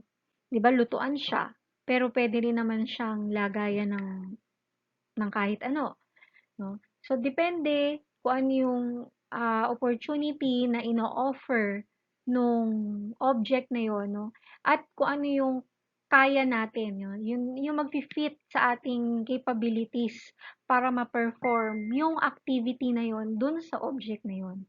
And that's how we act on our environment. Kasi yung perception, it also makes us to act in the environment, not just to make sense of the environment. Yan. Kumbaga, yung perception na yon ay leads us to action, no? To a decision, to make a decision. Yan. Kung ano ba yung gagawin natin sa ating environment. Kaya mahalaga ang sensation, perception, di ba? Yung perceptual sensory motor sa ating development. Yan. So, yan yung ecological view according to Eleanor and James Gibson. Okay, let's take a look at the different senses. Smell, taste, and touch. Okay. The newborn's preference for the smell of their mother's breast pad. Ayan, dito sa picture makikita natin yung baby na pinaamoy sa kanya yung breast pad.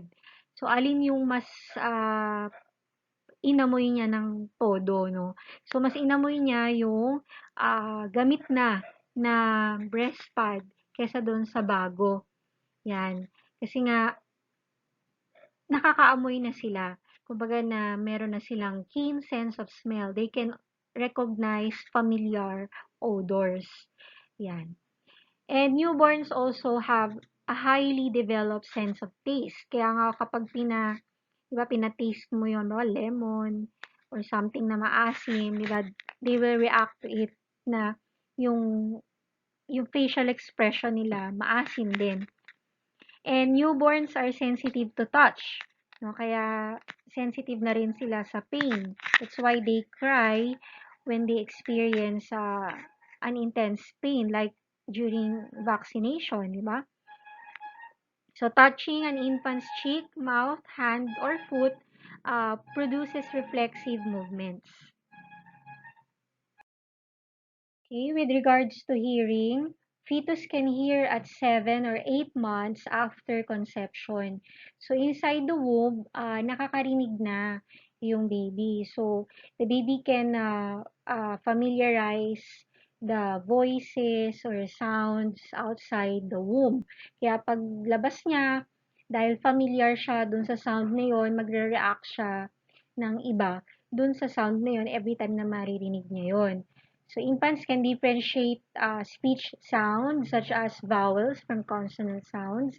And by 4 or 5 months, they can recognize their own names. Kaya pag tinawag mo sila, lilingon na sila kasi familiar sila dun sa sound or dun sa name, no, na laging binabanggit.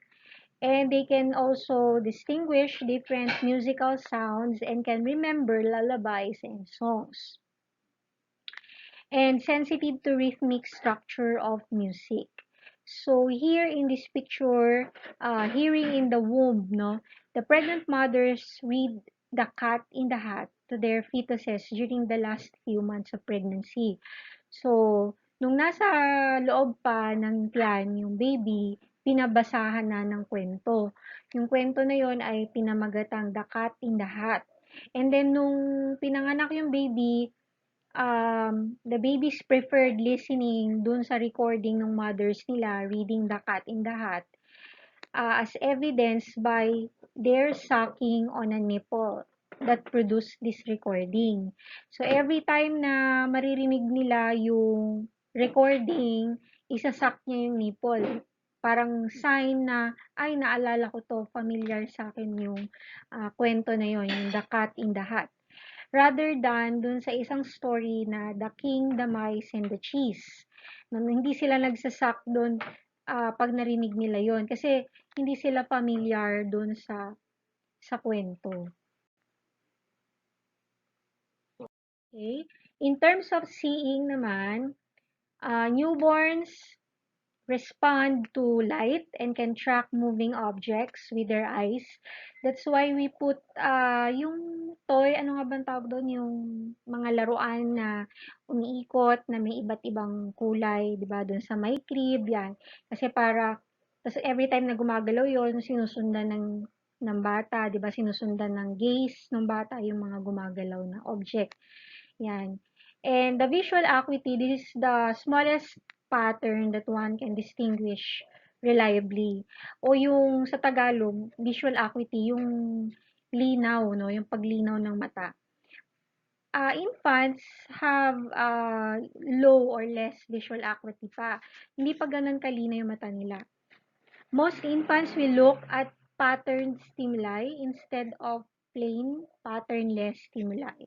So, mas gusto nila yung maraming drawings, yung madaming shapes, no, maraming patterns, yan, kesa dun sa plain lang. So, mas tinititigan nila yung object na maraming pattern, no, maraming stimuli na pwede mag-stimulate ng kanilang vision kesa sa plain lang. Yan. Newborns and 1-month-old see at 20 feet what normal adults see at 200 to 400 feet. So, hindi pa talaga ganon kalinaw yung mata ng mga baby.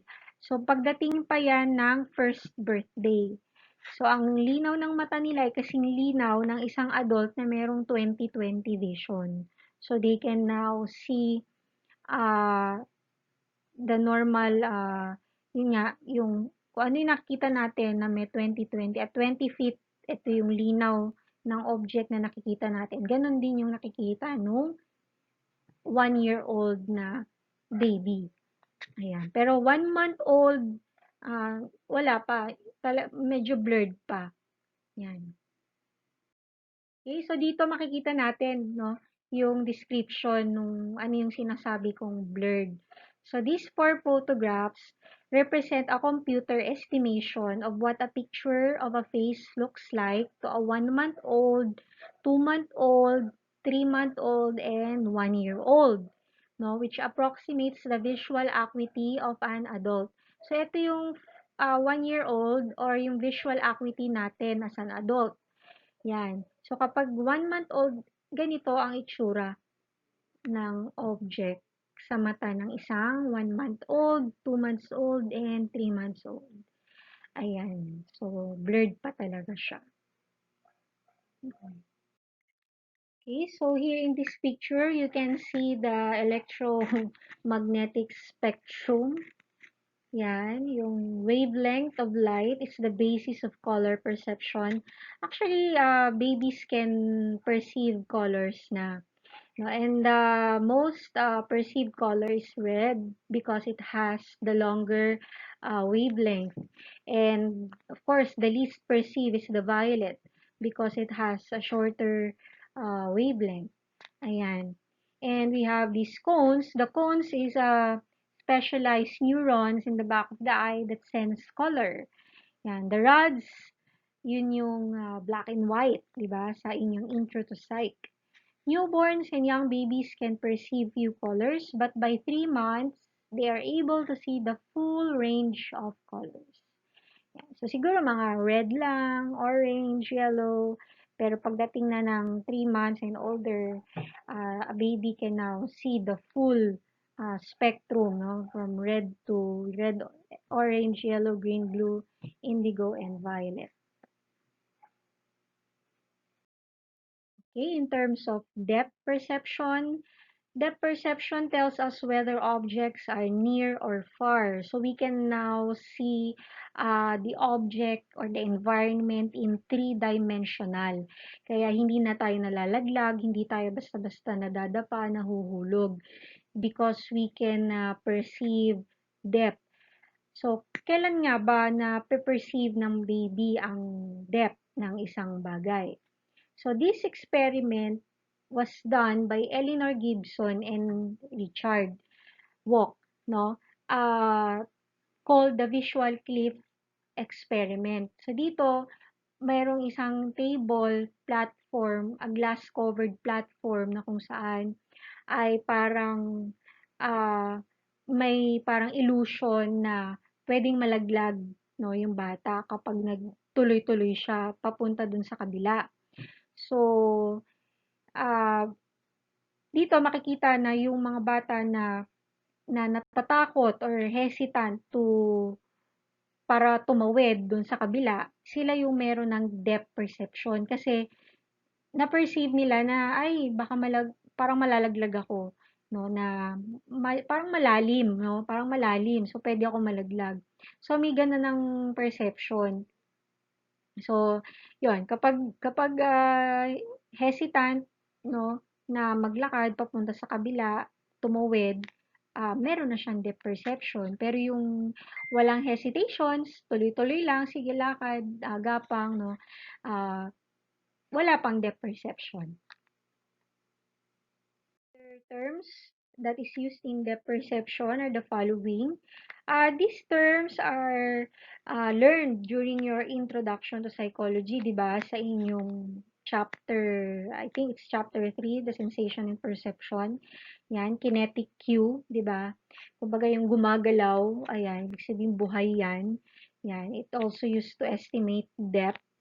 And the visual expansion, a kinetic cue that is based on the fact that an object feels an ever greater proportion of the retina as it moves closer. Yan. Kaya kapag may papalapit na bola, syempre iiwas ka na kasi pag lumalaki na yung bola sa paningin mo, ibig sabihin malapit na to sa'yo.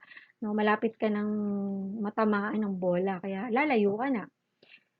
Motion parallax, kinetic cue to depth perception based on the fact that nearby objects move across our visual field faster than do distant objects.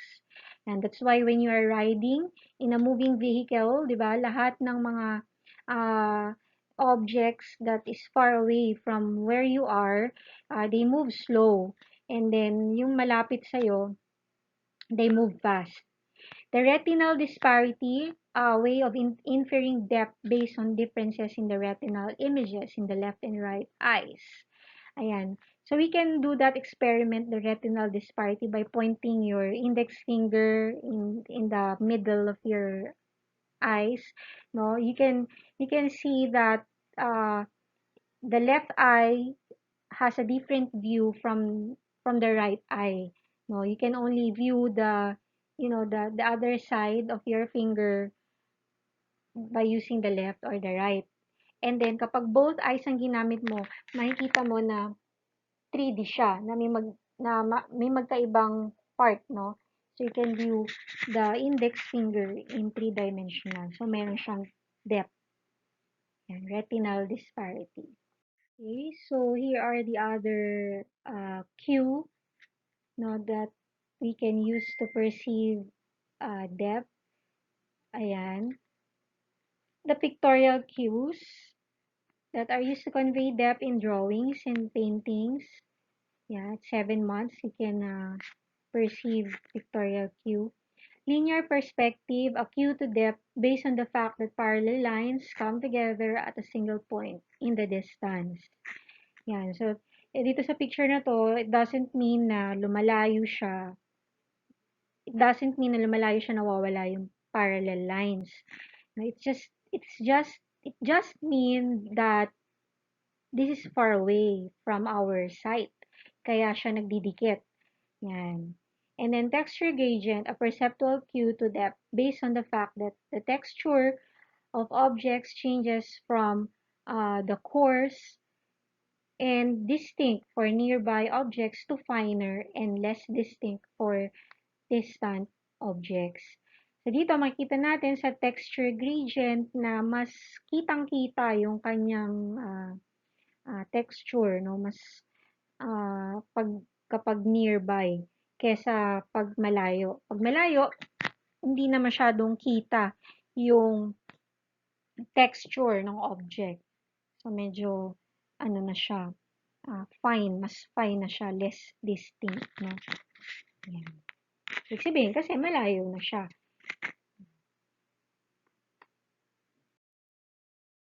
Okay, dito naman sa intersensory redundancy, pinapakita dito yung simultaneous na ginagawa o nararanasan ng isang infant yung mga senses niya. Yung the infant sensory systems are attuned to information presented simultaneously to different sensory modes. Yan, parang seeing while smelling or hearing while seeing. Yan. So, intersensory redundancy. A mother who breastfeeds provides her baby with a multimedia event. The baby sees, di ba, nakikita niya yung kanyang mother, smells, naaamoy, malapit na malapit sa kanyang ilong, hears, naririnig kung nagsasalita or nag-hum ng lalabay ang kanyang nanay, feels kasi may touching, and also tastes her kasi iniinom niya yung breast milk nito.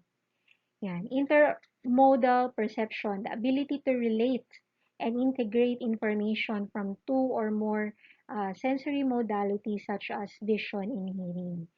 Yan. So, sa una, paisa-isa lang muna yung ating senses, no? But as we grow older, as we develop into a mature adult human being, ayan, kaya na nating mag-perceive intermodally, no? Intermodal perception or intersensory redundancy. We can now perceive and sense different experiences at the same time. Okay. Okay, origins of self-concept. This is not yet observable, not until 15 to 18 months of age do babies recognize themselves in the mirror, which is an important step in becoming self-aware. So, in short, infants are not yet self-conscious or they have no idea of the self-concept yet.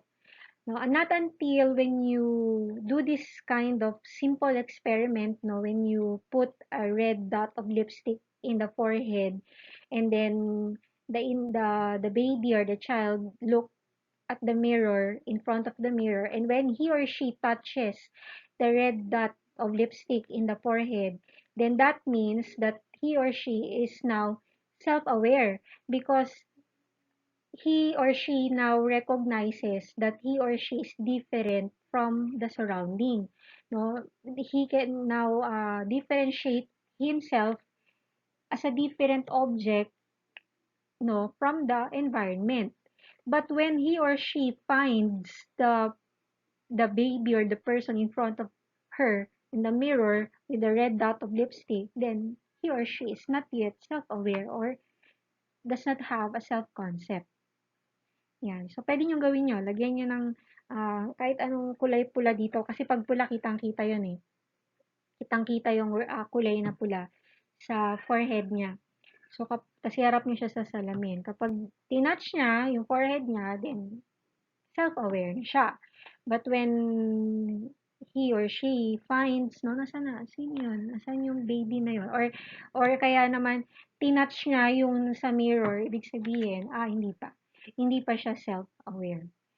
And then we also have theory of mind, ideas about connections between thoughts, beliefs, intentions, and behavior that create an intuitive understanding of the link between mind and behavior. So usually, at 2 years old, unti-unti nade-develop ang theory of mind, no? The link between the mind and behavior. Now, let's take a look at the next slide to explain further what is theory of mind. Okay, so here is the example of theory of mind. Now, this is the Sally Ann experiment, no? False belief task experiment. Yan. So, dito, so may dalawang babae, si Ann at si Sally. Si Sally, meron siyang ball, tinago niya sa basket. Okay, tinago niya sa basket. Nakita yan ni Ann. And then, umalis si Sally, naiwan si Ann, nilipat ni Ann yung bola sa box. Ngayon, pagbalik ni Sally, saan niya hanapin yung bola? Okay?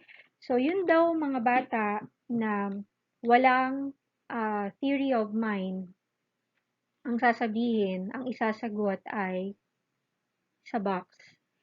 Pero yung mga bata na merong theory of mind, ang isasagot nila ay sa basket. Kasi may paniniwala, although false, no, false belief na siya, may paniniwala si Sally na iniwan niya yun sa basket. So therefore, pagbalik niya, una niyang hahanapin yung bola sa basket, hindi sa box. Yan. So may theory of mind yung magsasabi na sa basket, hindi sa box. Even though false belief na siya. Okay? The theory of mind in children with autism. So, autism spectrum disorder or ASD is one of the neurodevelopmental disorders, especially in children. So, itong mga batang to, they have absence of theory of mind. No, yung kaninang experiment na nakita nyo, malamang ang isasagot nila doon ay sa box, hindi sa basket.